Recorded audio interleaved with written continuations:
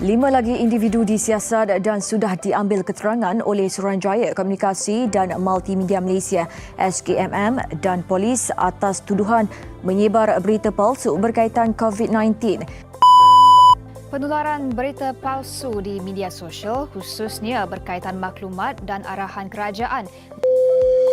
Selain memerangi pandemik COVID-19, satu lagi wabak yang tidak kurang hebat kesannya terhadap masyarakat dan negara. Yang dimaksudkan wabak berkaitan penularan berita dan maklumat palsu. Kerajaan telah menjalankan pelbagai usaha dalam menangani isu maklumat dan berita palsu. Yang membimbangkan ia bukan sahaja menjejaskan produktiviti, malahan boleh merosakkan reputasi seseorang individu selain berupaya meruntuhkan sistem hidup bermasyarakat. All rumors are fake news. So could you see some you yesterday? Apa itu berita palsu?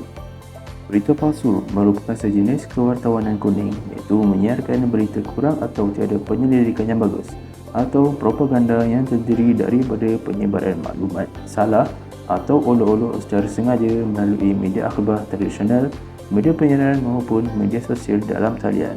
Berita palsu disiarkan dengan niat untuk mengaburi mata orang ramai untuk mengaibkan pihak tertentu demi kepentingan diri mereka sendiri. Hakikatnya, penyebaran berita palsu adalah ancaman besar buat masyarakat pada masa kini yang semakin mudah mendapat akses kepada penyaluran maklumat khususnya menerusi media sosial.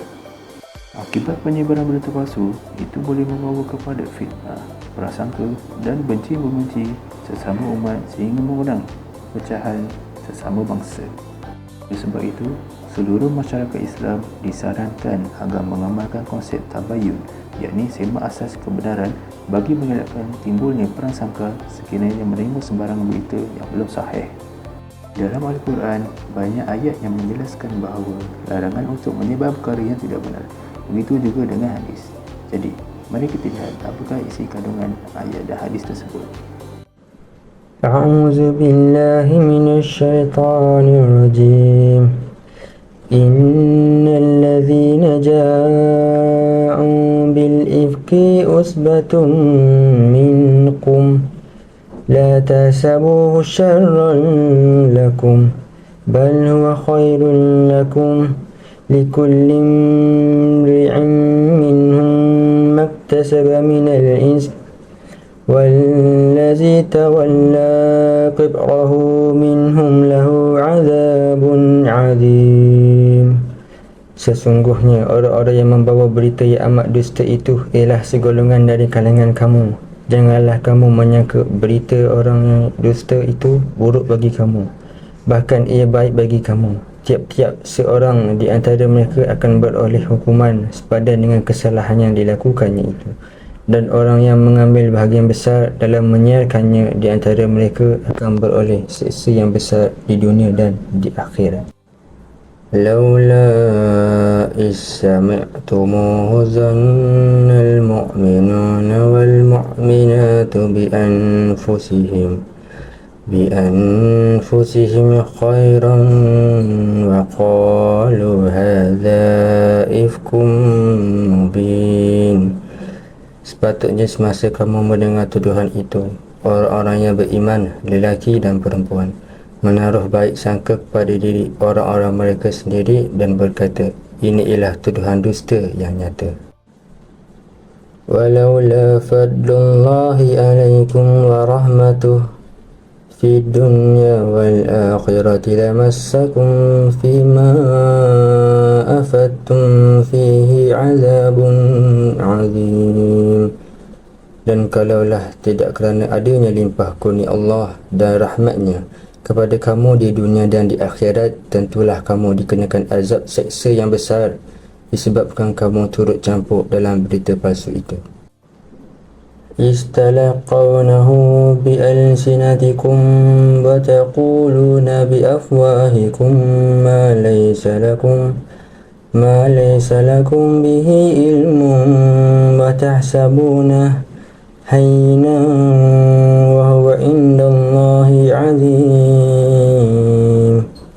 Iaitu semasa kamu bertanya atau menceritakan berita dusta itu dengan lidah kamu, dan memperkatakan dengan mulut kamu akan sesuatu yang kamu tidak mempunyai pengetahuan yang sah mengenainya, dan kamu pula menyangkanya perkara kecil, padahal ia pada sisi hukum Allah adalah perkara yang besar dosanya.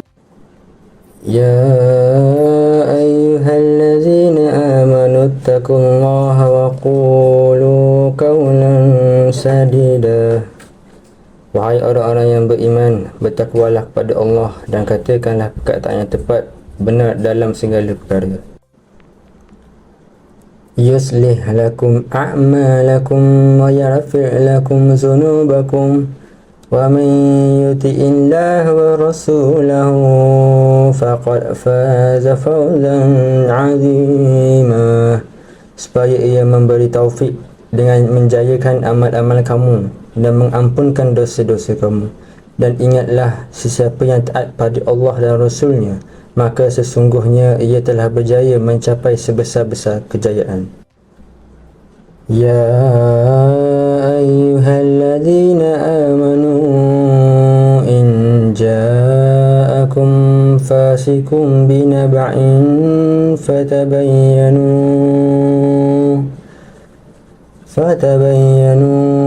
an tusibu qauman bijahalatin fatusbihu ala ma fa'altum nadimin. Wahai orang-orang yang beriman, jika datang kepada kamu seorang fasik membawa sesuatu berita, maka selidikilah untuk menentukan kebenarannya, supaya kamu tidak menimpakan sesuatu kaum dengan perkara yang tidak diingini, dengan sebab kejahilan kamu mengenainya, sehingga menjadikan kamu menyesali apa yang kamu telah lakukan. Wa man kazaba alayya muta'ammidan falyatabawwa ma'adahu minan nar. Maksudnya, barang siapa yang berdusta di atas namaku dengan sengaja, maka siaplah tempatnya di dalam neraka. Riwayat Al-Bukhari. Kafa bil mar'i kaziban an yuhaddisa bikulli ma sami'. Cukuplah bagi seorang itu digelar pendusta apabila menceritakan semua yang didengarinya tanpa tabayun. Riwayat Muslim. Laisal kazzabul ladzi yuslihu bainan nasi fayanmi khairan aw yaqulu khairan. Tidaklah dikira orang yang banyak berdusta siapa yang mahu mendamaikan antara dua orang yang berselisih, lalu diterbitkan daripadanya segala yang baik-baik, atau dia berkata apa yang baik. Riwayat Bukhari dan Muslim. Kesimpulannya, setiap berita yang kita terima setiap hari itu hendaklah dipastikan kesahihannya agar tidak menimbulkan panik dan kegusaran di dalam masyarakat.